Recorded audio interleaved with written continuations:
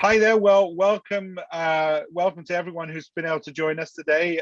Today we celebrate the achievements of the school, but also our alumni and the parents who support all of our students through their careers here at the school. We are recording today's session, which means that hopefully others can see this beyond the day. But we will be back towards the end to answer questions live if anyone's interested in sort of pursuing some of these topics.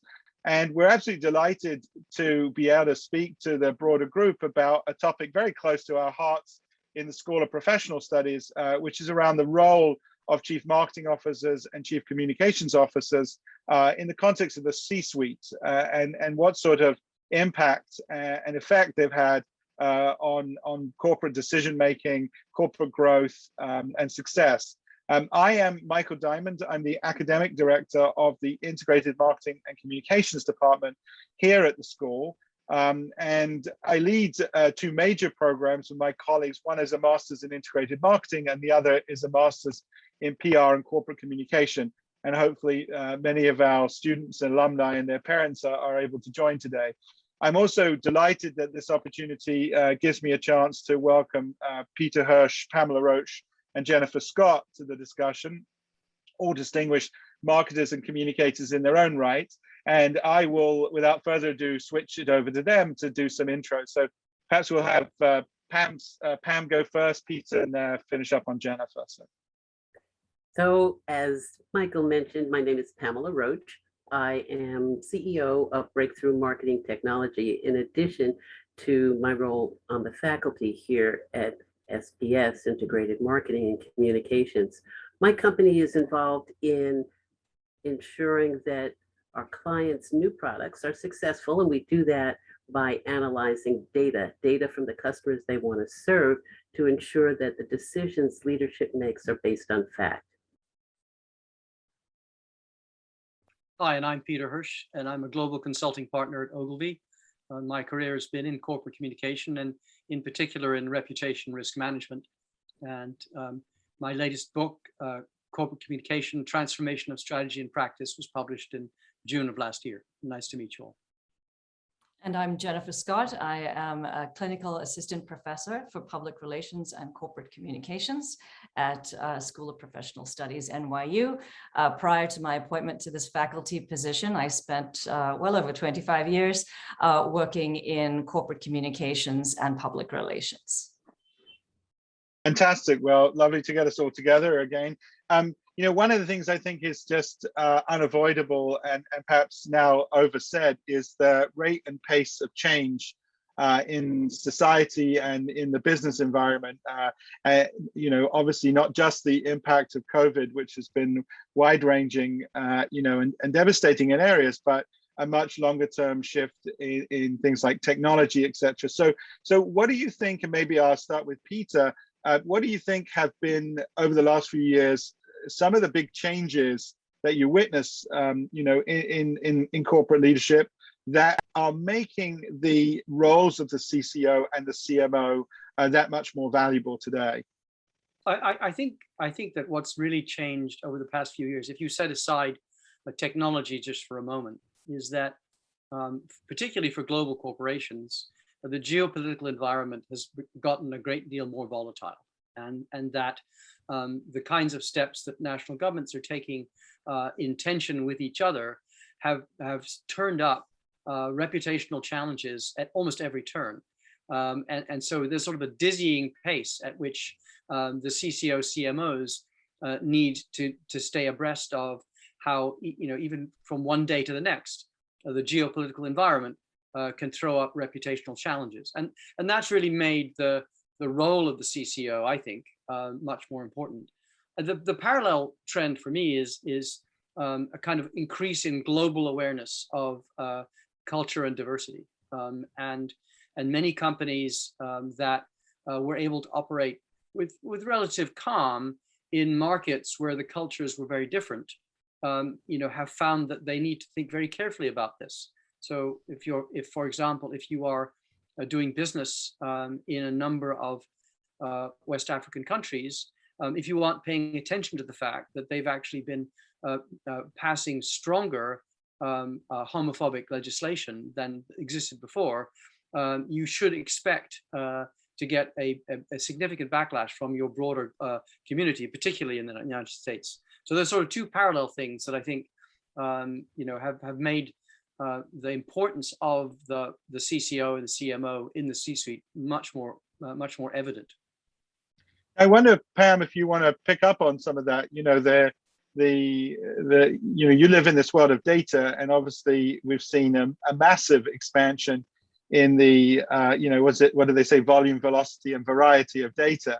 And I'm intrigued to know how you think CMO and CCO roles have adapted to that, or if indeed they haven't adapted fast enough. I would say they have not adapted fast enough. And I say that not because of the speed at which the technology has evolved, but the speed at which we've learned to apply insights from the technology to the strategy. A CMO, CCO is really responsible at the C-suite level to drive the direction of the corporation. And that means that you can't get enamored in the details, in the granularity of the data.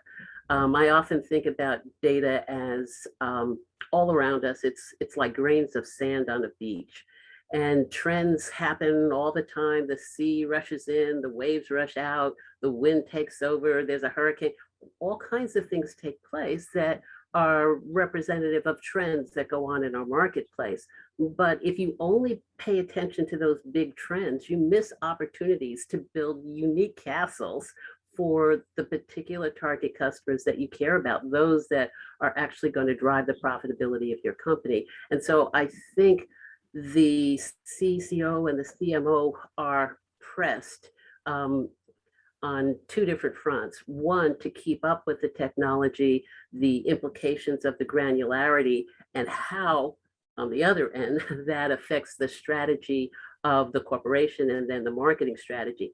And as Peter mentioned, in every geography, there is so much change that what the CMO, CCO has to do is really imbue a receptivity to change in all of the people that respond to them or that report to them, so that you don't have directors of marketing, even VPs of marketing, who are stuck in the past just because they like the fact that they came up with a great insight that was great for a set of customers in the past, but is not going to be meaningful in the future.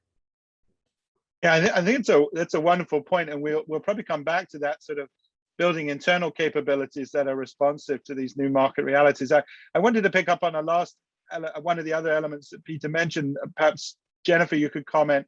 In the context of what's changed, is this question about reputation management, and how rapidly either the reputations of individual firms may shift, or how important it is for companies to have a position or take a position on certain issues in order to maintain the reputation they need. So thoughts about, your career, what you've seen change, the dynamic of that?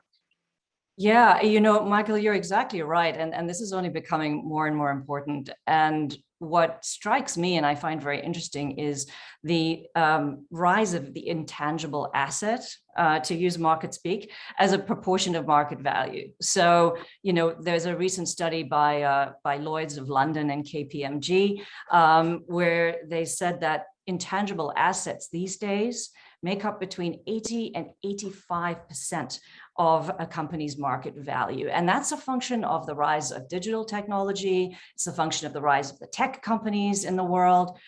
But when you look at what constitutes those intangible assets, sure, you've got a category that is intellectual property, is digital protocols, things like that. But the vast majority of those intangible assets are located in relationships and humans, relationships with your suppliers, relationships with your distributors, relationships with your customers, your own organizational culture, and your own human capital. So an organization that is not paying attention to building relationships with those critical stakeholders is not paying attention to to intangibles that actually make up between 80 and 85% of their market value. So, this only to me speaks about the critical importance of having the CMO and CCO in the C-suite, not just in an executional position, right? A sort of post hoc, the decision-making, but actually at the very beginning of the decision-making process, because the skills that they bring to the C-suite are fundamental, not just to what we can call reputation, but reputation, broadly speaking, intangible assets is fundamental to the value of the business today. And Michael, I'll jump on that if I may, because I'm also a consultant to a firm called Oxford Metrica. And a few years ago, they did a piece of research, speaking of intangible assets, that said that over the course of any 5-year period, 85% of companies will experience a reputational event that takes 15% off their share price or their value. And so having an eye focused on that threat is as critical as it's ever been. I'd like to take up one of the other things that Jennifer mentioned, the need to actually be a chief communications officer or chief marketing officer. That actually means that you need to understand the motivations, the drivers of all of those individuals, whether they're actual people in the C-suite or their functions within the company, as well as outside the company, that can impact the success of your business. And so all of the skills that marketers have developed over the years to gain insights about the customers they want to serve need to be applied to both their suppliers and every function inside the organization. Because unless you're able to succinctly and clearly communicate what the marketplace wants to ensure that you continue to be a market-driven company, communicate what that market wants in the language of the functions you're talking to, unless you can do that well, there's no way the corporate strategy actually comes together and is effective, because everybody is pulling in the same direction. Yeah, I think that's a helpful sort of set of recommendations for the future, and we'll come back to that, I think, because I think that's sort of the meat of what we want to explore, is what CMOs and CCOs can do perhaps differently. But I'm curious still maybe to stay with Jennifer and probe a bit on what you diagnose as the problem. So what I mean, we've all read the same headlines. The CMO's tenure is getting shorter. PR is getting defined as just flack and not seen as, by some at least, as serious business. It's not seen as reputation management, but sort of telling the story, at the end of a process. So there's lots of, a lot of concerns that we feel as professionals in marketing and communications about our role. And I wonder if you have a sort of sense, a diagnosis of why you think we've ended up here, why CMOs and CCOs or marketers and communicators generally aren't playing a more prominent role in executive decision making. Yeah, exactly, Michael. And this is what we have to really address, right? And I've been guilty as anyone of, adding to the refrain of "we're not respected enough." Well, that's not going to get us anywhere, complaining about not being respected enough in the C-suite. So I think there are two things that CMOs and CCOs can do to reinforce their own value. And one, I really think, is internalizing and expanding our own sense of our own value in the C-suite. So there may be ways in which we're not stepping up sufficiently. We talk a lot about how the language of the C-suite has to be mastered by CMOs and CCOs, and we are masters, mistresses of language.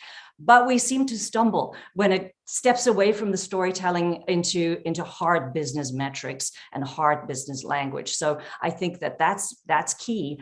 But what I will say is that we are seeing more and more data, and Peter's mentioned some of it, and where it is absolutely clear, and a University of Kansas study recently has shown this, that when CCOs and CMOs are included in top-tier decision-making, shareholder value increases. So we know it's true, but I want to contrast that with a study by Deloitte recently among CMOs, which found that CMOs are not entirely confident in their ability to grow business.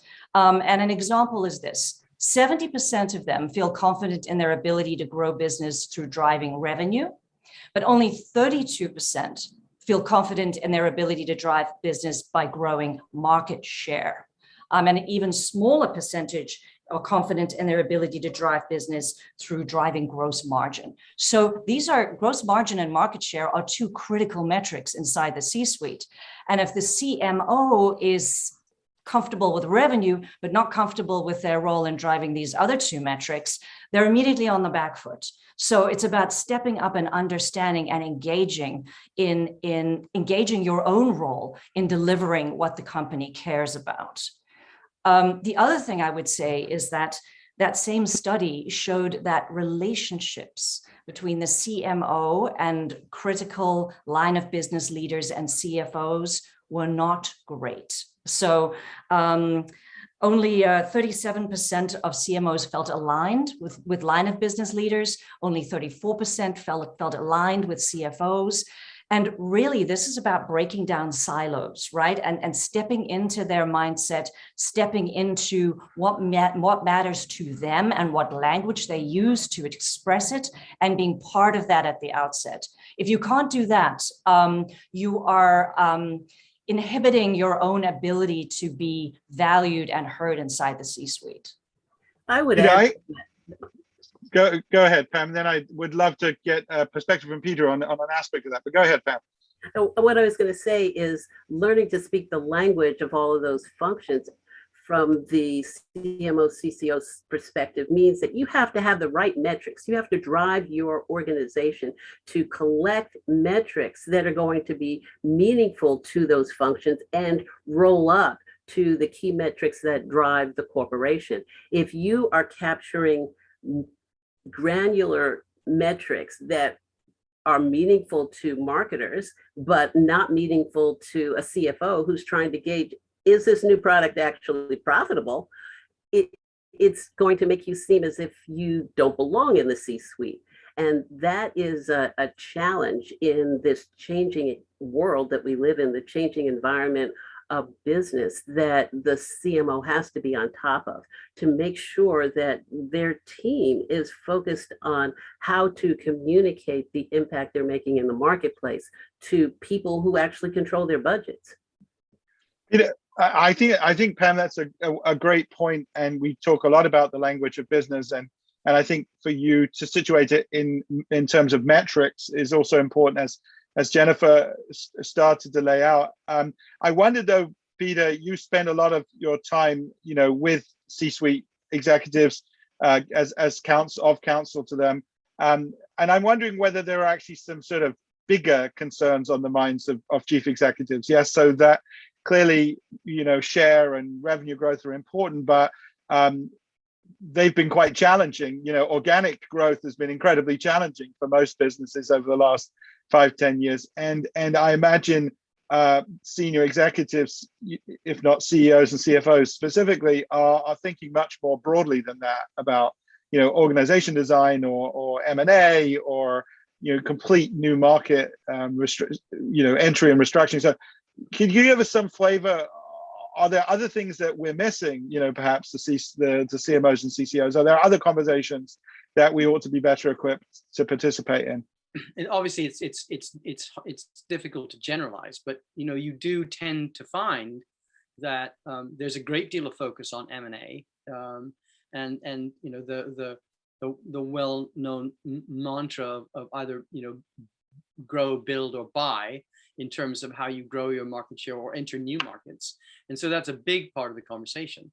But they're also very, very well aware in the context of M&A, the extraordinary challenges of post-merger integration. And so there's a lot of conversation about the employee base and how you can create and sustain and nourish productivity in the context of two or more cultures coming together, where it's not obvious that the people that work for them are particularly happy about being in a new organization. And in the context of what's been called by a number of people the Great Resignation, the surprising and bizarre decision by hundreds of thousands of people to leave their jobs just because the C-suite is particularly concerned about making sure that they don't create resentment or tensions when they are engaged in the merger market. So that's one thing. I think the other thing is that there's also a great deal of concern about the organizational structure of their organization. And you'll find that if you look at the worlds of the true mega corporations, whether it's Siemens or General Electric or a big consumer products company, they spend a huge amount of time thinking about how their organizational structures need to be improved to create the productivity and the growth that they need. And it's not particularly fun always for people in the trenches, but a number of the clients that we work with have been through 3 corporate reorganizations in the last 3 years, which obviously does the opposite effect of what the C-suite is trying to accomplish. Yeah, I mean, if I could just build on this topic, and we're piling on to these poor CMOs and CCOs right now, but we promise we'll switch gears and lay out what we think are some opportunities. But I think it has been observed by many that this obsession, certainly that chief marketing officers had with digital over several years, may have been problematic. Yes, in the sense that it delivered some measurable performance, but was not as focused perhaps on things like building the brand or thinking about new market spaces. And thus, marketers, while they were able to demonstrate a lot of results, were seen to have taken their eye off the ball a little bit of a broader set of mandates that typically a marketing team would or should have. So I don't know if others feel the same way. And I know that much of the industry has spent several years convincing everyone to be digital, go digital, think digital, etc. But there's some argument to say that it has in places been a shiny object. I would agree. And Pam made the comment about the appropriate use of metrics to persuade the C-suite that you're actually bringing value to the things that they care about. And I don't think CMOs in general and CCOs have truly embraced the ability of a variety of new digital technologies to deliver exactly the kind of metrics or enable exactly the kind of metrics that Pam was suggesting are needed to make a credible conversation with the C-suite possible. I mean, the degree of personalization that's available within the so-called omni-channel environment means that you're able to set very specific goals with highly individual targets and subsegments of your customer base, and be able to demonstrate how marketing activities of various kinds have led directly to sales, and also in terms of the cost of acquisition, improved margins. Yeah, and I think that sounds like some of the sandcastles that Pam was talking about. That there is this ability to set up very robust individual sandcastles, even though the environment seems like a wash with sand and something that's difficult to find form in. But Pam, maybe I can switch to you then and ask you a little bit about areas that you see opportunities for CMOs or CCOs to reinforce their value. Yes, and I think you started down that theme when you were talking about sort of having a set of metrics, measurable outcomes, etc. So love to hear a little bit more, and then we'll pitch it around. So. Well, yeah, I think it's important that those metrics lead back to, as I said before, the objectives of the corporation, whatever those may be, which means that you have to understand the process that your target customers go through so that you're tracking metrics along the way and they build. But from an agile perspective, you have to be attuned to the changes that are taking place at each of those key milestones to ensure that the metric you're collecting is the right one that's going to lead to the final outcome. I would add to that talking about the shiny object, it's so hard for us in an environment where every day we're overwhelmed by information about big data, about trends, about the risks of technology and analysis, the dependence of the financial institutions on that analysis that goes very, very deep. It goes to the individual, your credit rating, where you live, the relationships you have with everything in your life.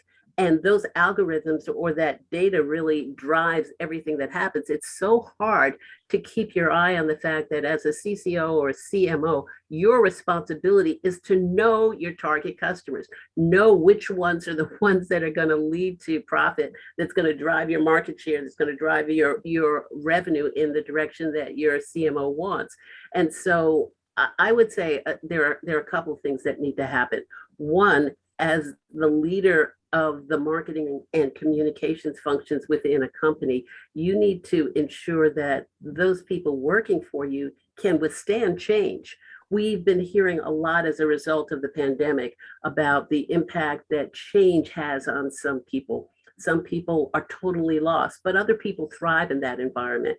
And those people who are kind of in the middle, I would say what they need or what they lack is a center, clarity about why they're where they are and what their long-term objective is. If a CMO can imbue that into their organization, into their function, what we are about, what are the key drivers that should determine that every decision we make on a day-to-day basis, then all the changes that are swirling around in the environment, in the market, around an individual segment are not going to be overwhelming. And then the marketer can take advantage of those changes and figure out how to use them to move forward to achieve the corporate goals. It's very challenging because as marketers, we have to be attuned to the trends and what's going on, but we have to make sure that we don't lose sight to why we're really in the seats we're in, which is to drive performance of the corporation.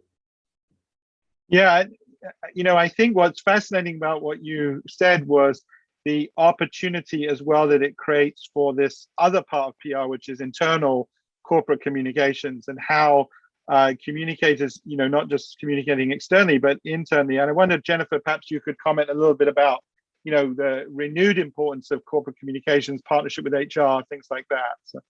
Yeah, absolutely. And we're seeing this more and more, and then Peter referenced it with the Great Resignation, and Pam's just been talking about it as well. And I think what's happening more and more in business today is that business transformation, which used to be, rare and important, is now almost an everyday necessity, right? You have to upgrade your digital foundation. You have to transform to lean into opportunities to push against competitors. Now, organizational transformation really depends on being able to transform not just the nuts and bolts and bricks of your operation or the digital algorithms of your operation, but to transform the human beings that make up the entire value chain. And that starts with the employees. I suspect every one of us has had some kind of painful experience with an organization that has upgraded their digital systems and not upgraded their employees at the same time. Sometimes we were those employees, and it has led to, sometimes significant issues, right? And not just operational issues, but issues related to employee engagement, loyalty, satisfaction. And so I will, particularly as transformation is now the norm, being able to step in and ensure that key internal and external audiences are aligned as that organization leans into the future is utterly essential. The other thing I wanted to raise, and I know Peter can speak with great eloquence to this, is that, not only are there 9 billion people with smartphones ready to have an opinion about your organization, but almost all your employees are in that category. So, and employees are becoming more vocal. There was a time when you had an in-work personality and an out-of-work personality, and never the twain shall meet. This is not the case. people are bringing their personal values, their personal concerns into the workplace, and expecting the workplace to reflect those, not just in the conditions of the workplace, but also in terms of the corporation's social conscience and its corporate social responsibility. And if you haven't made sure that you are talking to your employees about crucial issues, that you are engaging them, that you are demonstrating your values and creating alignment, then you are facing potentially a world of trouble. And this is only exaggerated and amplified in corporations and organizations that are multinational, that are dealing with very different cultures around the world, making up their employee base. Well, yeah. there's a what on that score, Jennifer, one of the things that I've spent perhaps as much time in the last 2 years on as anything else is in response to employee concerns, employee questions, employee passions, companies trying to decide whether or not they need to speak out on issue X or issue Y.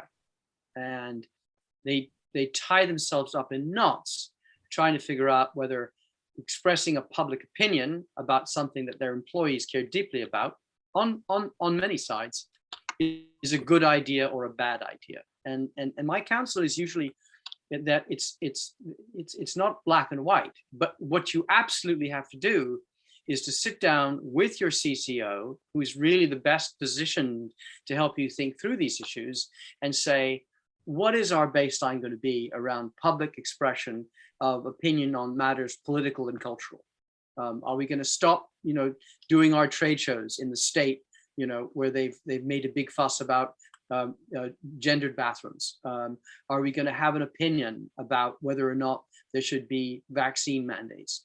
And the only answer is to work with the CCO, work with the operations people in the C-suite, and say, we're going to be consistent. And these are issues we might talk about, and these are issues we're not going to talk about. But that also means you have to have the courage and the fortitude on those situations where you absolutely are not going to have a public opinion, to be able to say consistently to your employees, this is not an issue on which we are going to speak out. You may not be happy about that, but that is our choice. It's the consistency that you have to find, because otherwise you're constantly, on the back foot. Yeah, I wonder if any of the other panelists have some thoughts about that issue. I mean, Pam, if you want to comment at all about, this broader issue of the role that we play in society, and whether there's some disconnect. You clearly are someone who is very much in the world of facts and data, and and trying to find a path through these issues or these business problems, leveraging data and insights.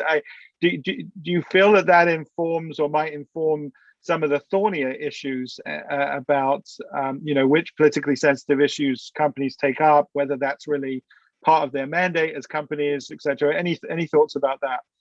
I think it goes back to the individual brand of the company. It is critical to understand who you are and who you want to be as you grow with the customers that you think are important to you. If in fact you recognize that the customers you will target moving forward, those who are actually responsible for your growth, if you see that they have a burning issue or a value, because it very often it's a mistake to respond to an issue. It's more important to understand the value behind that issue. And when you understand that value, you can determine the best way to communicate it, to motivate your employees around it, as well as to live it for your customers. What that means is that you might not take position on every single issue, but you find ways to be authentic in your commitment to diversity, your commitment to authenticity or transparency.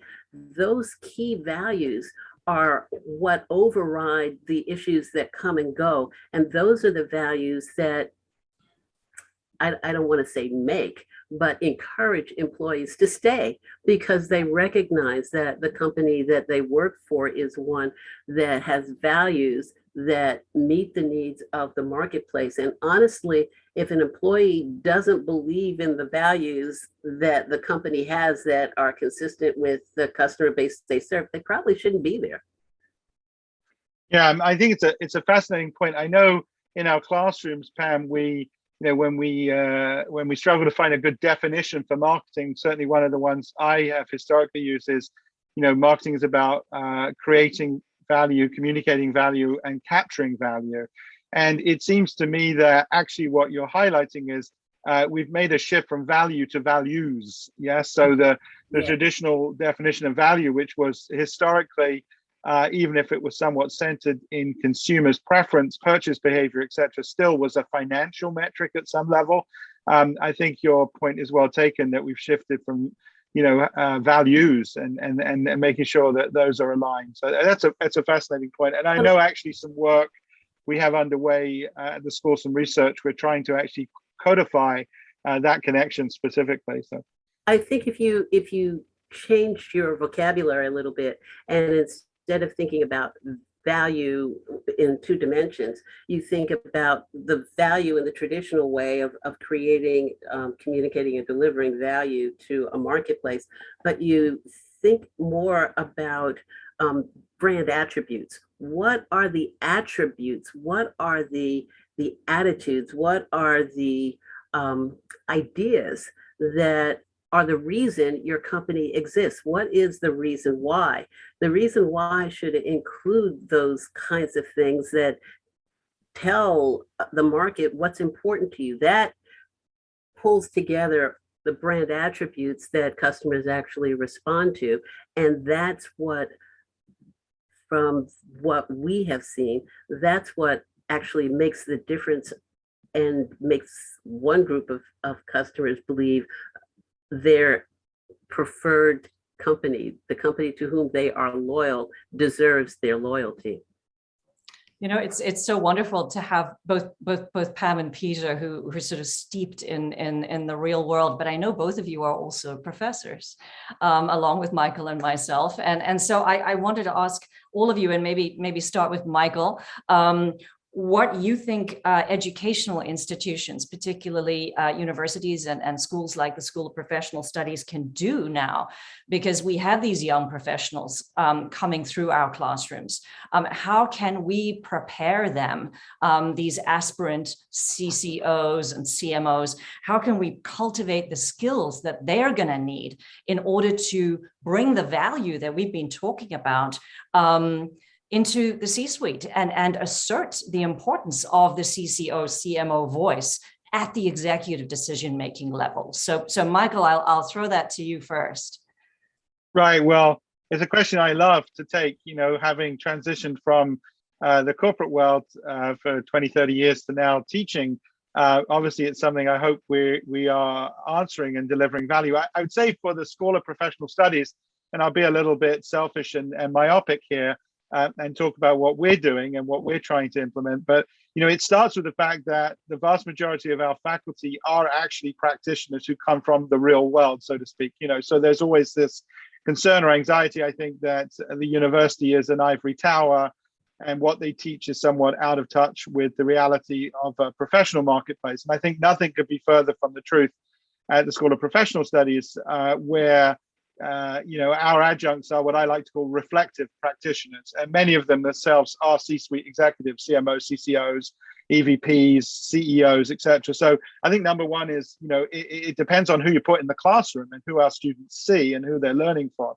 The second is, I think we very explicitly are trying to teach the language of business, and I was pleased to hear, that phrase used. And importantly, I think about this as well as providing a context for marketing and communications decisions. It's too easy to get narrow very quickly in a professional education. There's a much broader discussion we all could have about the shift from generalists to specialists, for example. But we want to make sure that our students in marketing and communications still graduate with a very good context and understanding for the broader issues. And so, we'll teach courses in strategy and organizational design and we have programs in operations strategy and finance, etc. And our PR students, for example, are all required to do a course we call critical business issues for PR professionals. And the thinking there is that, if you're going to navigate through a professional career, and we hope a lifetime in this industry, you'll need to understand how to, operate more broadly. We also, I think, tried very hard to put our students and ourselves in the minds of the C-suite.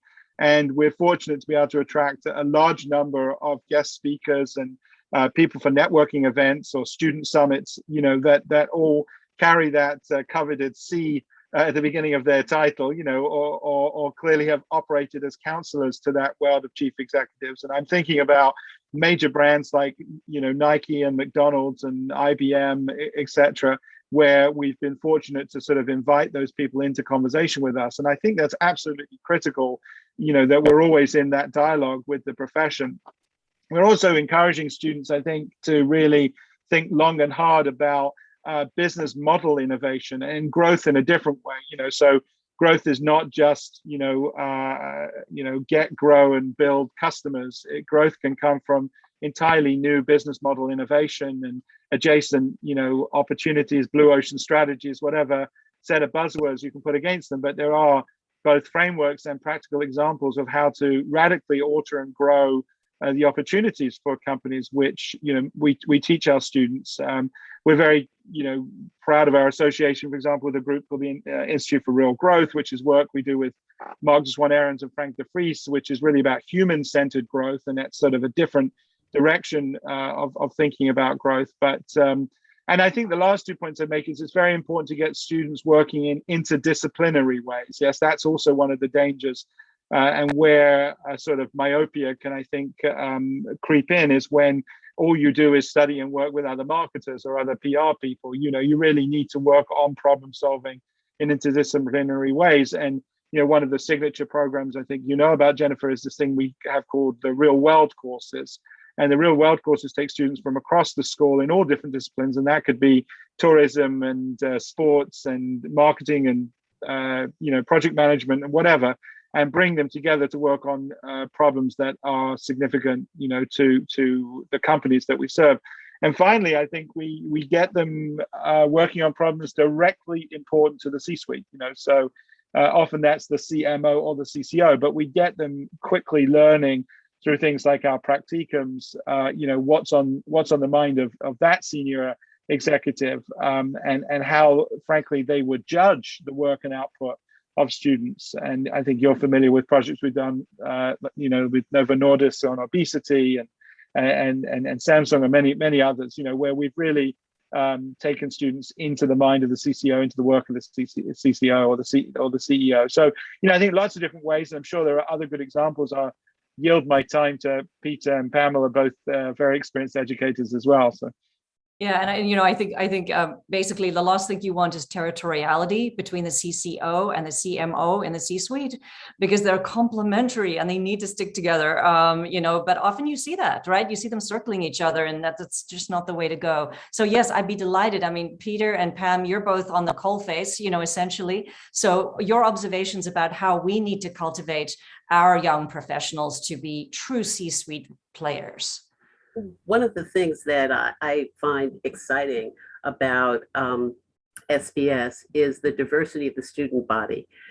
And, you can look at gender, ethnicity, yeah, there's that. But when you start to get to know the students and learn about their undergraduate degrees, their working experience, the countries of origins, the cities of origin, the interests that they have, I find that really exciting. And that's why I put them in teams that are as diverse as possible, so they learn how to listen to each other, because listening is the first step for success in marketing. If you're a marketing manager, director, vice president, or the CMO, you have got to listen and really hear outside of your own prejudices, because if you don't, you'll never understand how to effectively communicate with whomever you're talking about. You'll never be effective in your communication with the marketplace, which is why for all the data in the world that comes to us from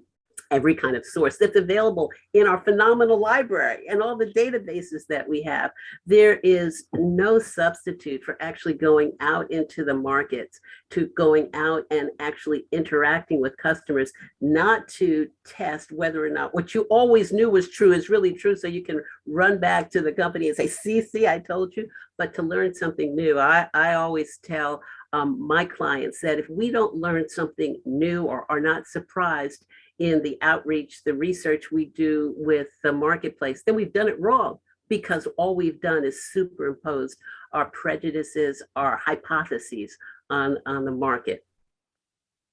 Fantastic. Peter, any concluding thoughts? Well, I mean, I know, Michael and I have talked about this, Jennifer, recently, but I think, one clear thing is there has to be a robust training in marketing technologies, because the future CCOs and CMOs cannot be kind of gasping for air when digital technologies are on the docket. I think the other one, and you may already do this, is I think especially with respect to the CCO, they need to be trained.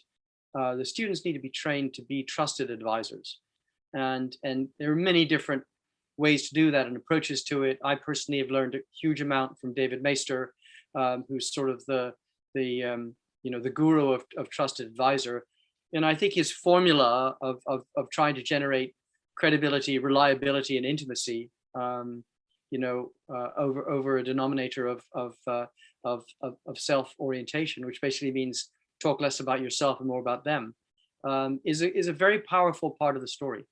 And then the other kind of matrix that I think they need to understand is that being a trusted advisor is also at the intersection of warmth and competence. And most people tend to overrate competence as the deciding factor, whereas the research shows that warmth is equally, if not more important. And I think if you can learn how to be a trusted advisor, then you're going to bring that into the workplace from your very first job onwards, and you'll find that it grows in power in your career as you advance. I think that's a wonderful place to wrap. We're going to leave enough time in the hour so that if there are questions, folks can join us afterwards. But this is really a very thoughtful and enlightening kind of trip around the bases for me and hopefully for our audience. For those who are students of this topic, you'll notice we avoided the word unicorn. Unicorn used to be the word everybody talked about. We had to be unicorn marketers and CMO, CCOs with this portfolio of skills. I guess we've moved on a little bit, and I think I may adopt Peter's concept of trusted advisor, which seems to capture more of the humanity, as you said, and a little less of that competence that everybody's running on the treadmill to receive, but to get. But anyway, it has been an absolute pleasure and delight. I want to thank Pamela, Peter, and Jennifer for joining us today. This is just a sort of small tasting, a sampler of the kinds of wonderful dialogues and hopefully education your kids have got, if you're parents, and you yourself got as alumni of the program. And we invite all of you back into our community whenever you want to join us. I will leave an email on the closing slide, and look forward to seeing you, some of you in our community. And thank you again to our three panelists today.